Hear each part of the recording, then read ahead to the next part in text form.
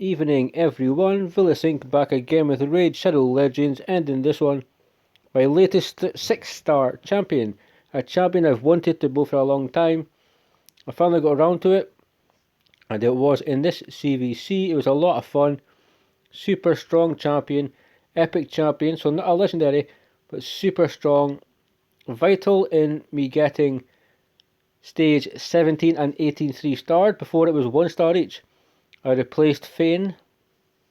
So yes, he's a Skinwalker. I put in this champion 3 stars on both stages. He's super cool and he can really be used anywhere. So if I do have a future video, I may have to change the build a bit, but we will see. But anyway, I want to go into index because I've 6-starred this champion, but he is level 51, and I would like to just show you what his stats are actually like when he is where he needs to be. So he is the Void Basher. Super cool champion, super strong. I'll go over his kit in just a moment, but I want to look at his base stats here because he's level 51, so they'll be slightly lower. And I want to give you guys the correct information. So 13,500 HP. Epic attack champion. Lower, it could be a little bit higher, but it's not the worst. Yeah, attack is 1500.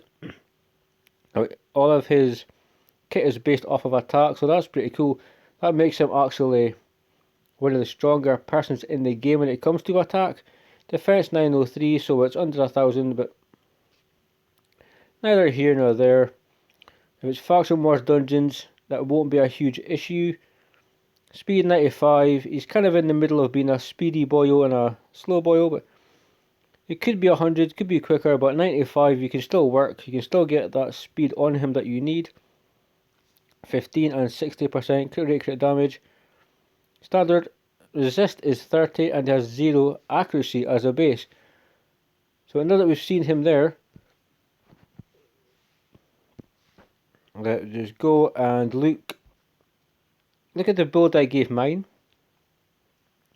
He has one broken set on, you'll see that in a second. And I would like to change that at some point. Maybe for perception. Resistance, we will see. Well, this is how I have mine just now. So, he's just as cool as in the index, but we're going to check out his skills. As you've seen, 2 perception sets, so accuracy is kind of key here. And he is a champion that is booked to a certain degree because Stinging Blast leveled itself up. That's kind of all I needed. I just needed to make sure I had the cooldown for this duration increase on the target's skills. The block buffs and everything else is so-so, but I really was happy that I got the A2 though.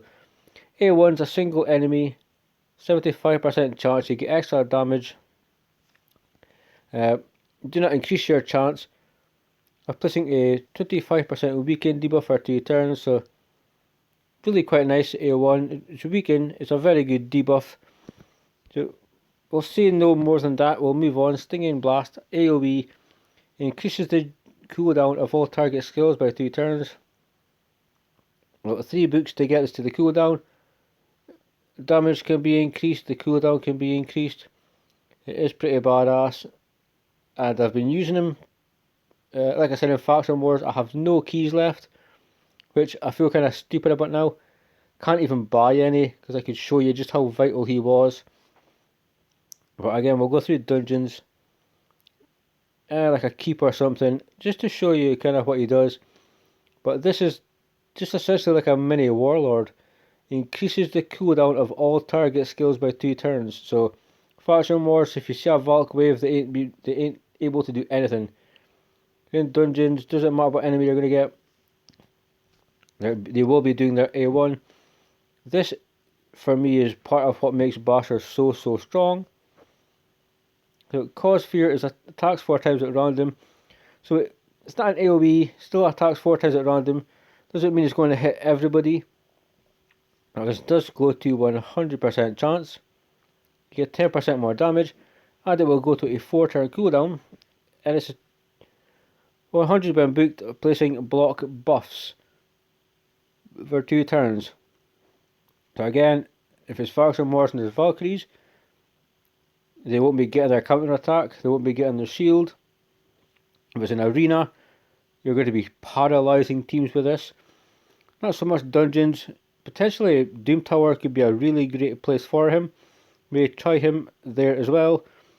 If we can stop an enemy from buffing up, if we have Siphi, like for instance Doom Tower, if we have Siphis, if we have Hakorns, if you have all like the Sky Touch Shamans and Man-Eaters and whatnot, block buffs effectively cripples them. They're not going to get any buffs. And again, it's what makes him really, really strong.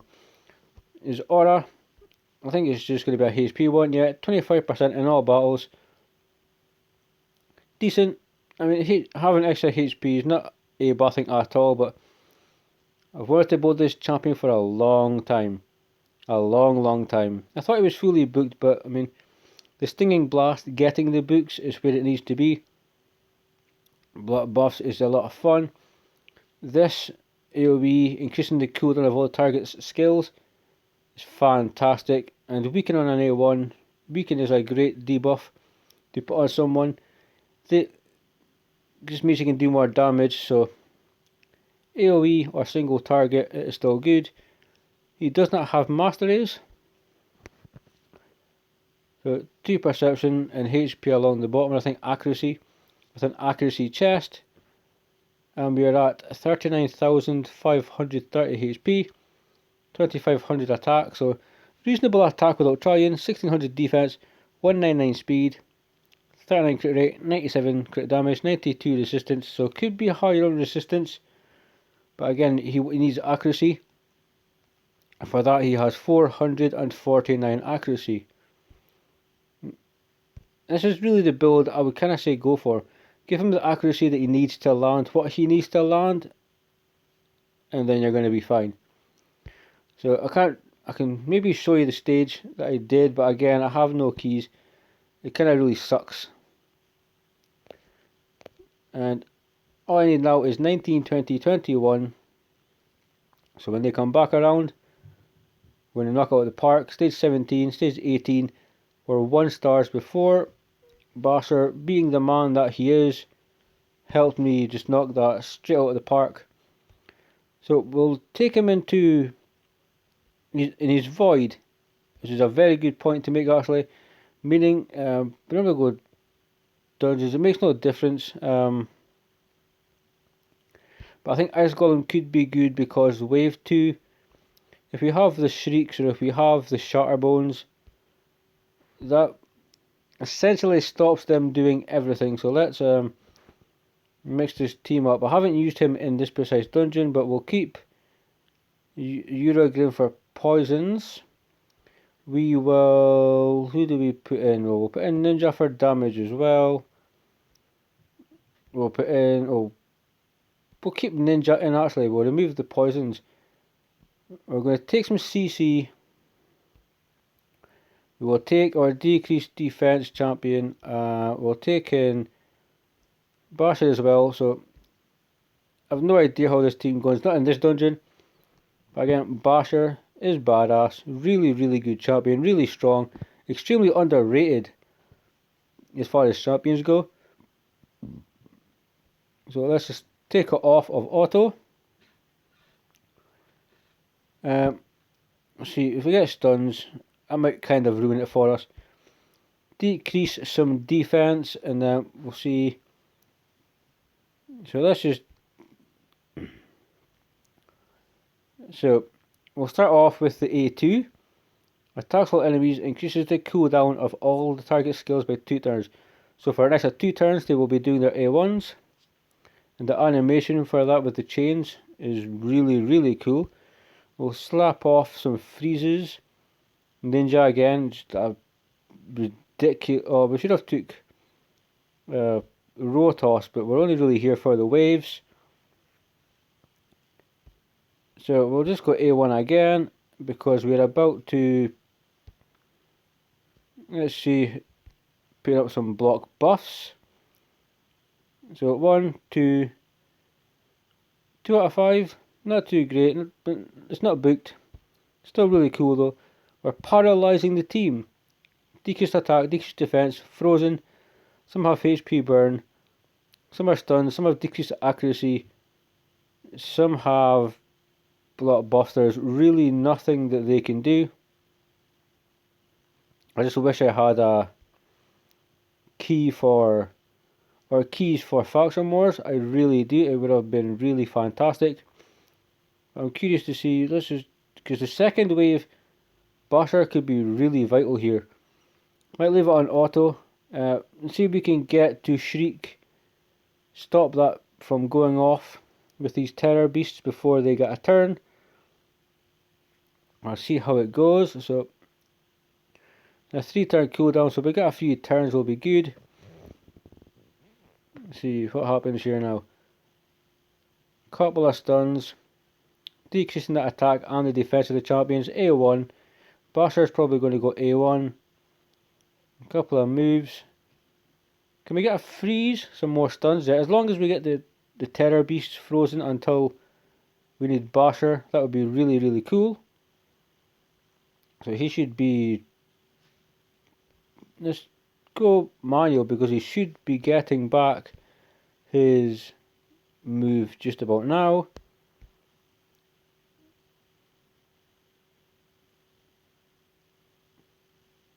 Here we go. We'll increase the duration of all their skills by 2 turns. As you can see, a little intervention. I think he would have, I'm not sure if he favours his A2 or his A3. I think he favours the A2. I'm not entirely sure. It could depend. But here, with everybody else, with all the other elements we were bringing in, we could take in less stuns if we wanted to. And as long as we make the enemies do their A1s and stop them from being able to buff up, then we're not going to have any issues. So let's just jump on through. Trying to think if we should come back in at the end of this fight. Because dragon could be the same. 20. It's a fair stage to do. We don't want to go too high with it. Some people might just be at 20. Some might not be. So doing stage 24, I'm not really sure if it kind of suits the majority of the player base. So Basher, what do we have to do now? I'm going to take a smack. It doesn't matter because look at us. Everybody's debuffed. We have respectable HP levels. He's 200 speed, 199 speed. So for an epic, it's actually really good. Cause fear. There is no buffs going up. Fantastic. So no increased attack, no increased defense, none of that crap. And let's just chop him down a little bit.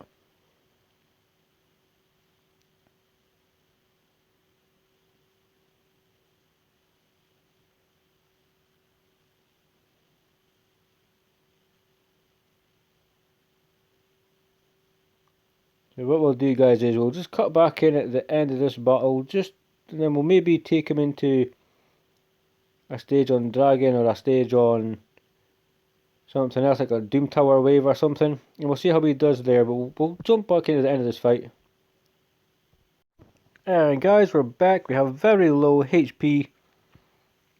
We just took a massive slam, but the majority of that battle, we pretty much had all debuffs up at all times. They really had no chance to do anything. Now, we took one slam at the end, but it was complete control all the way. I really think that if we can find the Doom Tower, a wave in Doom Tower. So this is normal. Do we do hard instead? Or do we just go to like 119 on normal? Yeah, I mean, does she put buffs? I don't think that would be a great showcase for him. I don't think they put up much buffs. They put up freezes and stuff, but that's not buffs.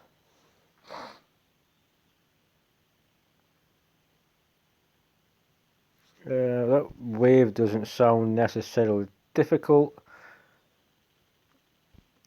Come on, give me like a... Isn't it like 117 or 114 that's Sifis or something? Because this is going to be... I'm sure there must be a Sifi wave. Is there a Sifi wave somewhere? That would be... One check 114. Somebody that puts up buffs.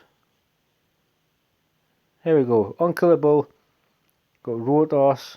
Tarvold gives himself buffs. And we're going to remove this dude right here. And we're going to test out Basher. I think it could be pretty cool. We do have the stuns. We've got the decreased defense. We're going to add in block buffs. This should be really nice. So let's just see how he gets on. I really should have... I didn't sleep on this champion, but I should have built him way faster. So we get block buffs up on increased duration of all skills. Yep, stunned. Just put all their skills on a 2-turn cooldown. Yeah, there we go. So we've got block buffs just about to be coming up now. 1, 2, so 3 out of 4. They're absolutely being controlled. So next wave is where I'm interested. Wave 2 and 3, we need to get as much buffers as we can just so we can stop them from buffing up. Sir Nick, as you know, has Unkillable, has a big shield, does a lot of damage, and we just can't allow that. So multiple Sir Nick, so it's Sifi. We will tap on Sifi though because we want to kill her first. We don't want to kill everybody else. Leave the reviver so we can kind of have everybody just be revived over time. We will take the reviver out, and then we'll just let it go from there. So she's stunned at the moment. Maybe for wave 3 we can have everything off of cooldown. There you go. Duration increased. Stunned.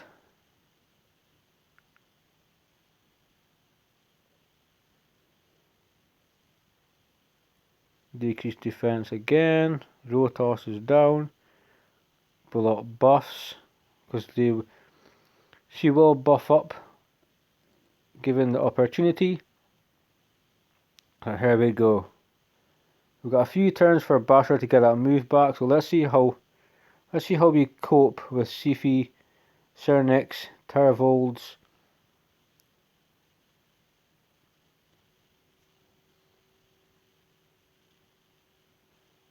If any of them actually get a turn, so here you go. Increase the duration. So no shields, no buffs from Sifi, no increased defense, no block buffs, no nothing, no revivals. We are walking through this. Not one person has had a buff this whole time, and they would have if he had not been in the team. So I feel like a future video potentially with just some arena fights with Basher. Getting like a speed lead or something, or like a couple of boosts before him could be really cool. But nonetheless, I feel like we've still got a pretty good idea of how Basher works, how good he is, how clutch he is. I mean, Faction Wars really... I'm not sure who I was going to 6-star, but I'm really happy that it was Basher. So I reckon I can take Basher into Arena, because I will want to do multiple fights in Arena. I think that it's better to just do a separate one, and then we'll go down the whole page, or we will look for the people that are going to put up buffs, and we'll see if we can kind of cause some disruption with that. But guys, that's the first one. That is Basher. That is the epic Skinwalker. That is effectively the mini warlord. Block buffs, puts everything on cooldown, has a weaken on the A1, You can build him to be really tanky. You can give him crit rate gloves or crit damage if you're at that point, and you can actually hit pretty hard as well. All of his moves are based off of attack, so if you have the ability to do so, you can build him for damage, or you can build him a bit tanky, give him accuracy so he can land the debuffs that he needs to land, and he can kind of be that support that you're looking for. So we will end the video there, guys. I hope you enjoyed it. I mean, it's been fun for me. I hope it's been fun for you. There will be many more. So as always, guys, stay safe, keep reading, and I will see you in the next video.